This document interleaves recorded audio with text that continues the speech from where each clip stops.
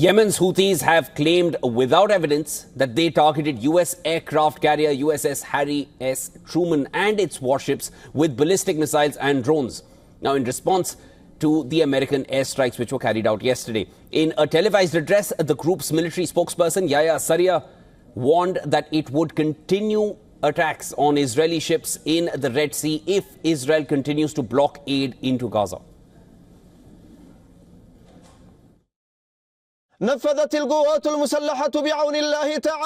The armed forces, with the help of God Almighty, carried out a qualitative military operation targeting the American aircraft carrier USS Harry Truman and its accompanying warships in the northern Red Sea, using 18 ballistic and cruise missiles and drones in a joint operation carried out by the Missile Force, Drone Air Force, and the Naval Forces.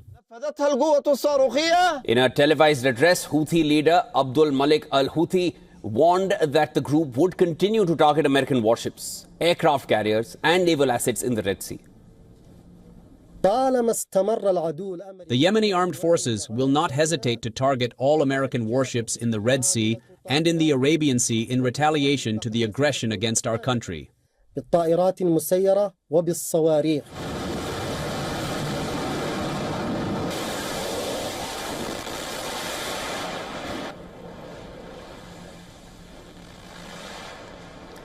Meanwhile, U.S. National Security Advisor Mike Waltz has said that the American airstrikes targeted multiple Houthi leaders and took them out.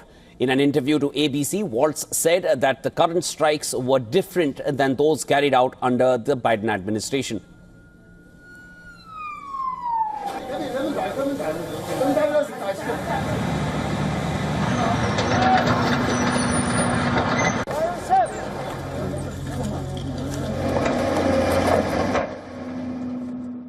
The difference is these were not kind of pinprick, back and forth, what ultimately proved to be feckless attacks.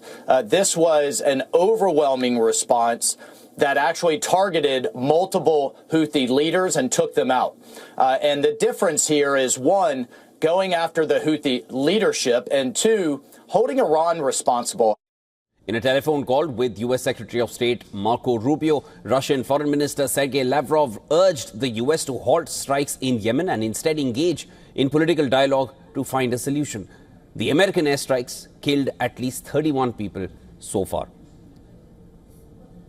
Meanwhile, the impasse over the next phase of the ceasefire in Gaza, well, that continues. According to a statement by Israeli Prime Minister Netanyahu's office, an Israeli negotiating team is discussing the hostages issue with Egyptian mediators. The comments come a day after Israeli strikes in northern Gaza, which killed at least 14 Palestinians over the past 24 hours. Adding to internal political turmoil, Israeli Prime Minister Netanyahu has announced that he will seek to dismiss Ronen Bar, who is the head of Israel's internal security service Shin Bet. In a statement, Netanyahu said that ongoing distrust made it impossible for him to continue working with Bar.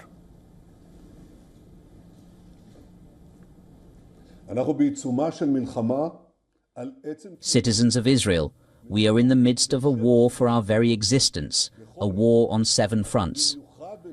At all times, but especially in an existential war like this, the Prime Minister must have full confidence in the head of the Shin Bet Domestic Security Service. But unfortunately, the reality is the opposite. I do not have such trust. I have an ongoing lack of trust in the head of the Shin Bet Security Service, a distrust that has only grown over time.